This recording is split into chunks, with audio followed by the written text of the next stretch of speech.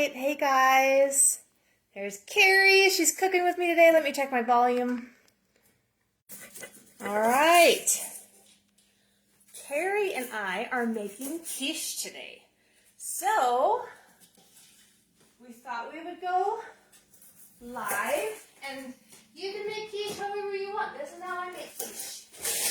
I'm grabbing my veggie bag from the freezer. You guys remember to put all of your scraps into a Ziploc bag, because this is how you make your veggie stock. So I'm going to peel the ends, whatever.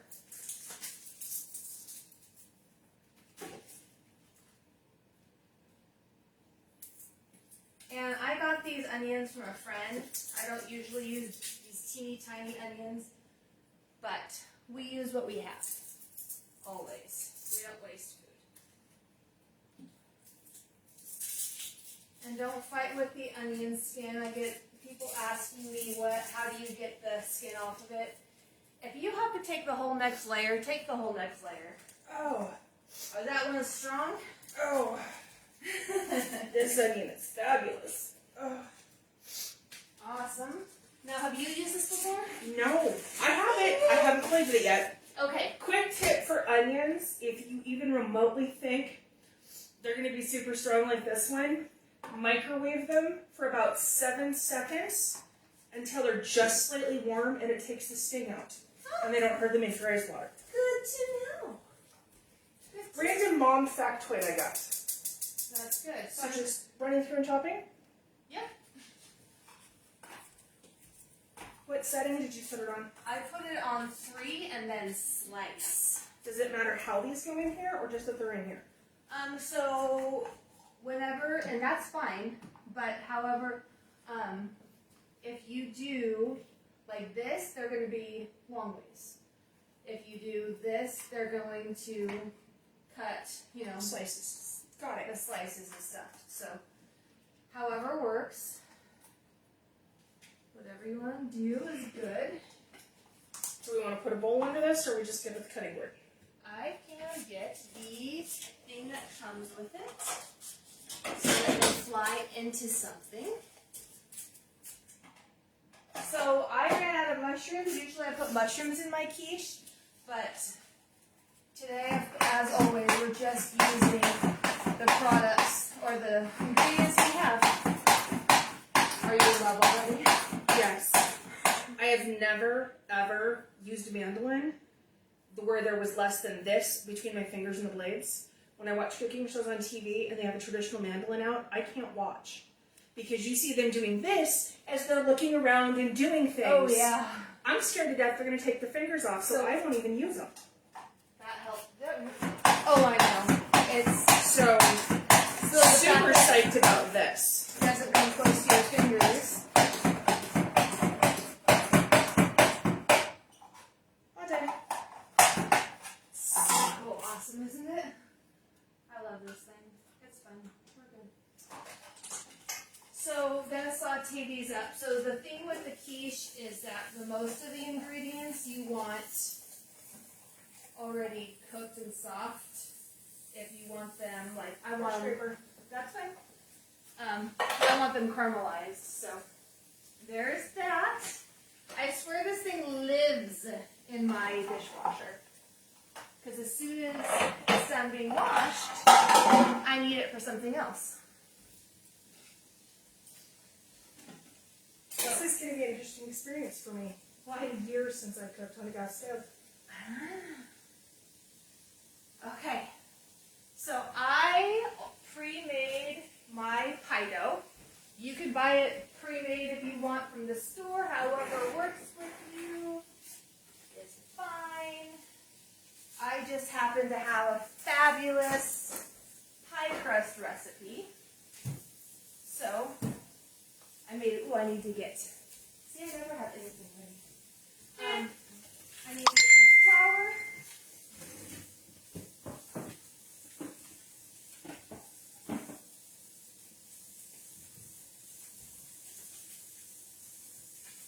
Keep that out.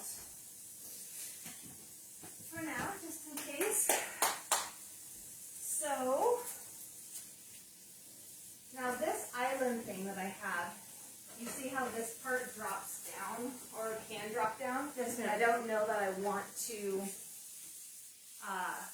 Push really hard on it. yes, ma'am. That's why I'm going to have it up. I don't know if I want to close it. Should I just close it? Yeah, I think the rest of the island is wide enough that if we move the That way I don't have sound, to worry yeah, about pushing down on it. yeah, then you don't have to worry. Yeah, it's plenty wide enough. You might get a little stuff on the floor, but it's okay. That's why we have dogs. There you go. All right.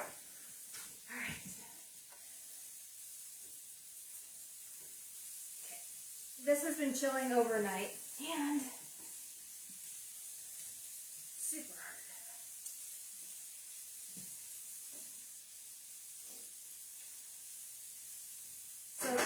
So this is actually a Tart recipe, but I use it for pie crust.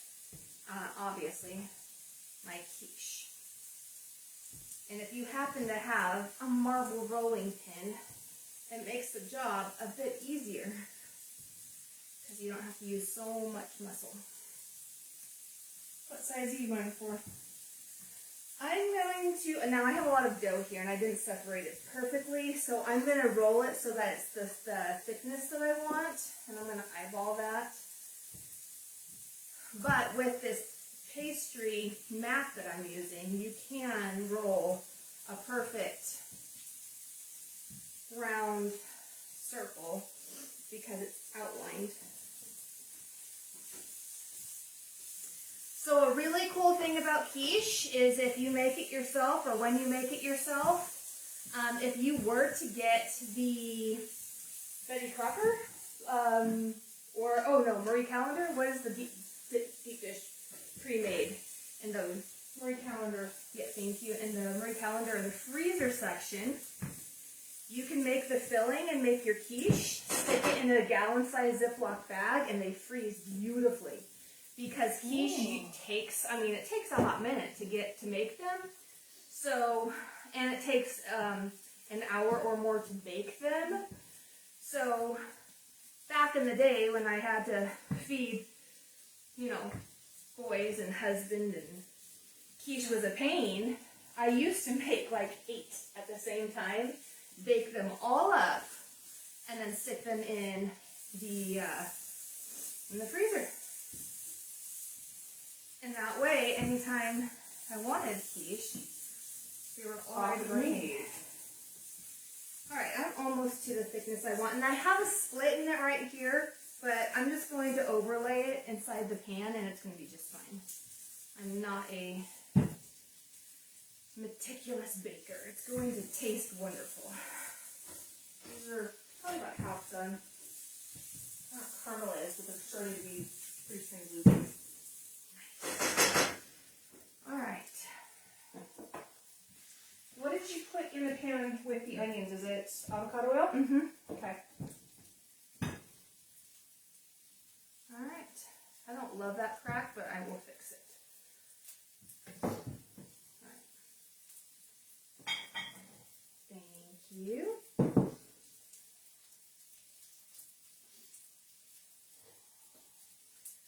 So we drop it in. You can lift the sides to drop it in so you're not pulling on the dough. And this is the same crust recipe that you can use for, thank you. I knew where your brain was going. Yeah. For pies or chicken pot pies, things like that. Ooh, chicken pot pie. Which I haven't made in forever either. This edge didn't cut. Thank you.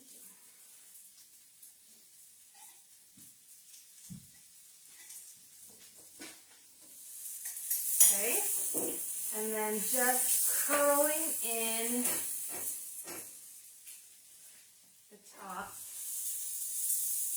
Do you want these completely caramelized or? It's a taste preference. I usually do it so that they're a little bit golden, but it doesn't matter either way. Well, it does because these are for you and your family. So, yes, we're demoing, but it needs to be the way you want them. This is that's good like that. Actually, if you just turn the oven off and let them sit in, it'll be good. Okay. I'm gonna put that dough to the side. You could always use it. If you ever have extra pie dough, you can roll them into strips, sprinkle them, or put butter on them and cinnamon and sugar. Ooh, those are yummy. Yummy. All right, one more to roll out. And I don't measure anything, so we're just going to play everything by ear. All right, so What do you bowl. need? You're covered. What do you need? Where am I going? Bowl.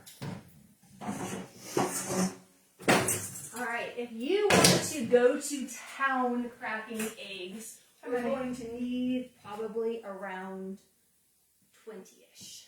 Okay. Do you have a scrap bowl for shells? Do you save shells? If you want to dump them just in here for now, that's fine, and we will take care of it later. Do you have a small side bowl? Or where would I find a small bowl? That'll work. So she is using a side bowl because my eggs are fresh, and if you don't crack them into the small one first, and then the 20th one is rotten, you've just ruined 19 eggs. So that was very smart of her to do that, because I didn't think about doing that at this moment. Well, I wasn't so much worried about like a rotten one as a bloody one. That's true too. And those even happen in store-bought eggs from time to time. So even with store-bought eggs, I still do them one at a time into small bowls because you never know. You can go through 1,000 eggs and all of a sudden you find one.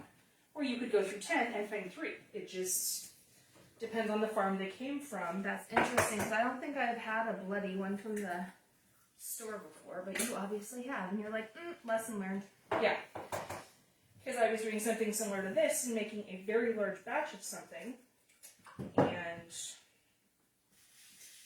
I was just dumping them into a big bowl, and there went lots of eggs, so I had to send someone to the store for more.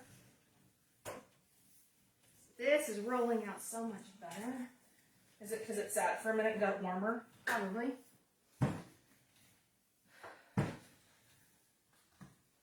I was asking someone for a recipe for something, and she goes, I don't really measure. I'm like, good, because I don't either.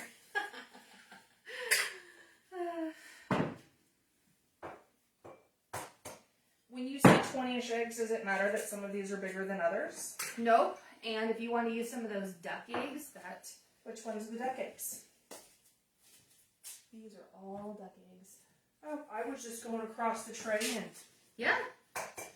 So with this one, I'm going to cut farther down on the pie pan, so I have more to roll up into a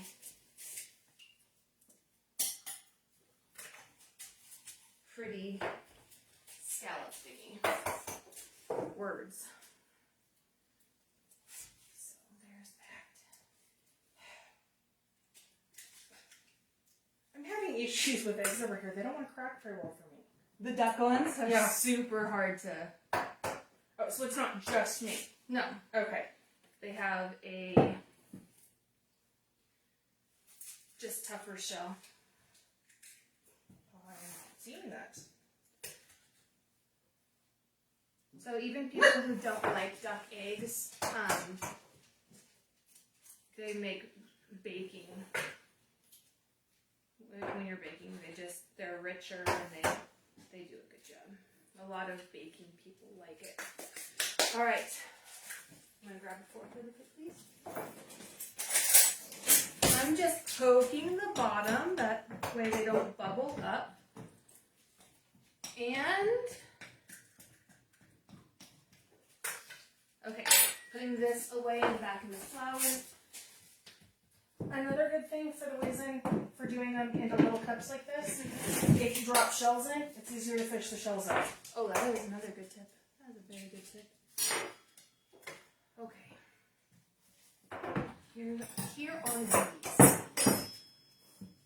I can't see comments right now, you guys. So if you say hi, please do. But I can't see them right now. I will get back to you. All right. I did pre-cook the or pre-steam the broccoli, and I just put them in the microwave, and these are just the florets. So I did 4 minutes. So these were fresh.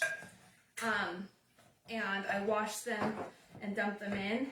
And I'm using my mix and chop. This is a mini mix and chop from back in the day, but you can use your mix and chop and break them into smaller pieces. That's adorable. I like that. They need to bring that back. They need to bring pink products back. They used to have pink products every May and every October. Mm-hmm. Aww. So you put in the filling the vegetables you want in first. And so there's... Whip? Yes? Yes, please. So there's the broccoli. And my towel. And I bought some ham. We like some ham. If you have bacon cooked up, what have you, you can use that. You can use whatever meat you want. You can use sausage. Our family prefers ham or bacon in ours. How does that look? I think it's enough. Maybe. I will. So then we're gonna add. What is that? Oh, that's okay. Then we use heavy whipping cream, and could you stir it? I wanna about that color. How would I describe this color? You can even show the camera. The light golden brown that you get when you first start baking something. I'm actually going to cut on a baking mat instead of my pastry. And if you can see that. And it's going to look, if you use store-bought eggs, it's going to be even lighter than that. Because, fresh eggs are a darker. Dark eggs seem to be darker too. Yes. Even more so than just the regular fresh eggs. And the other thing is too, if you need a better measurement and you're really particular, you can just look up Quiche on the internet and see that ratio. Okay, so we're gonna put ham in.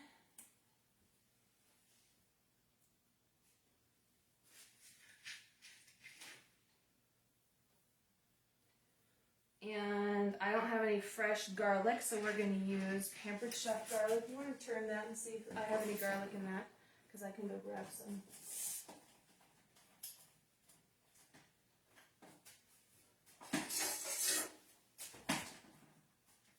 And it can be crushed peppercorn and garlic too, doesn't it? Crushed peppercorn and garlic. So, or garlic. Which you have both. Either one works. So we are going to just sprinkle some. You want a little both? Sure.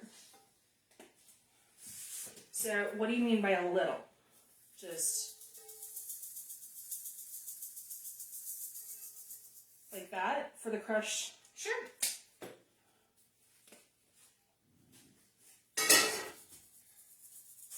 And then, because I'm not sure if your family's like mine and there's almost no such thing as too much garlic, so.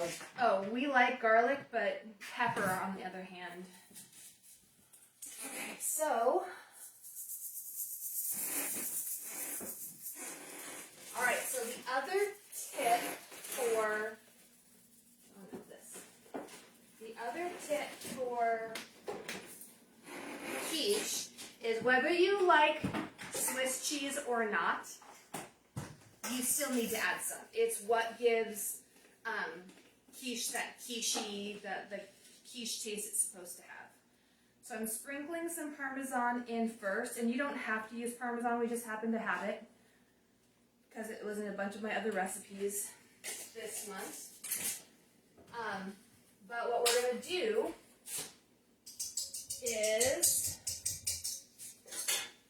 we'll just use this still, is we put the cheese into the eggs first and mix it around. We use a bunch of cheddar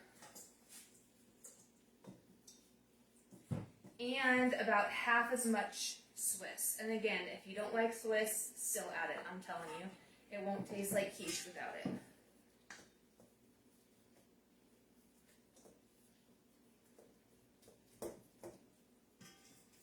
This is weird how it's clumping in this. Mm-hmm.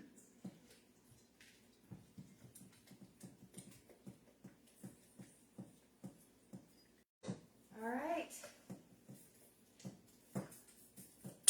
I think we made too much, is what I think, but that's how I roll. I might have to. So then you pour it in. Please, please, please, please, please remember that egg puffs up. So you're not going to want it to put it all the way to the top.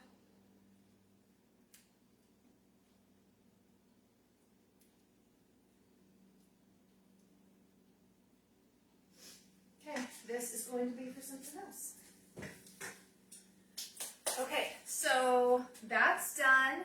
Mine aren't going to be fancy. If you have asparagus, you can put them on top. If you want to do sliced tomatoes, you can put it on top. If you want to have mushrooms, you can put it on top. Whatever you want in there is good. But then we do bake, which I didn't even turn the oven on, at 375. And they're going to, because these are deep, these are going to be at least an hour. And then they're going to be done.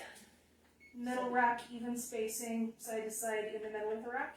As long as it is, they're not touching and they're not at the top. I mean, you could have 3 on top and 3 on the bottom.